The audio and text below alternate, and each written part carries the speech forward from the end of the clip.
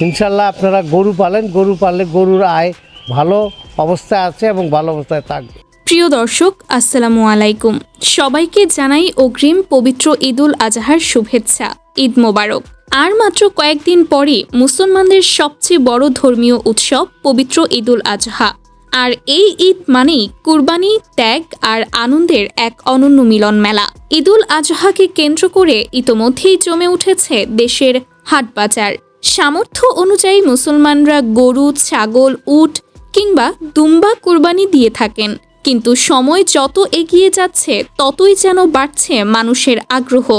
কার গরু সবচেয়ে বড়, কার গরু সবচেয়ে দামি, এই প্রতিযোগিতা যেন এখন কুরবানির ঈদের অন্যতম আকর্ষণ হয়ে দাঁড়িয়েছে। আর এই প্রতিযোগিতায় প্রতি বছরই আলোচনায় থাকেন ঢাকাই চলচ্চিত্রের জনপ্রিয় অভিনেতা।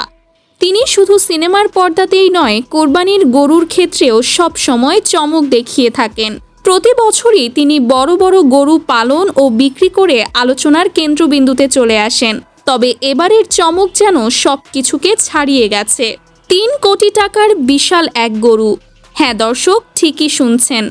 ডিপজলের খামারে এবার রয়েছে এমন এক গরু যার দাম ধরা হয়েছে প্রায় ৩ কোটি টাকা। এই গরুটি শুধু দামে নয়, আকার আকৃতিতেও বিশাল। উচ্চতা, ওজন সব কিছুতেই এটি নজর কাটছে। ইতোমধ্যে এই গরুটি দেখতে ভিড় জমাচ্ছেন মানুষ। সোশ্যাল মিডিয়াতেও চলছে ব্যাপক আলোচনা।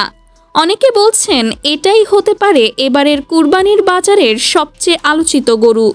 কিন্তু প্রশ্ন একটাই, কে কিনবে এই ৩ কোটি টাকার গরু? কোনো ধনাঢ্য ব্যবসায়ী, নাকি কোনো প্রবাসী বাংলাদেশি, নাকি আবারও কেউ চমক দেখাবে? কুরবানির ঈদ আমাদের শুধু পশু জবাই শেখায় না, এটি শেখায় ত্যাগ, সহমর্মিতা এবং আল্লাহর সন্তুষ্টি অর্জনের শিক্ষা। তাই গরুর আকার বা দাম নয়, মূল বিষয় হলো নিয়ত এবং তাকওয়া। তবুও কুরবানির এই বিশাল আয়োজনের মধ্যে ডিপজলের ৩ কোটি টাকার গরুটি যেন এবারের ঈদকে আরও রঙিন করে তুলেছে। এখন দেখার বিষয় শেষ পর্যন্ত এই গরুটি কার ঘরে যায় এবং কোরবানির দিনে এটি কেমন চমক সৃষ্টি করে। তো দর্শক, ভিডিওটি ভালো লাগলে লাইক, কমেন্ট ও শেয়ার করতে ভুলবেন না। আর আমাদের চ্যানেলটি সাবস্ক্রাইব করে পাশে থাকুন। আবারও সবাইকে জানাই ঈদ মোবারক।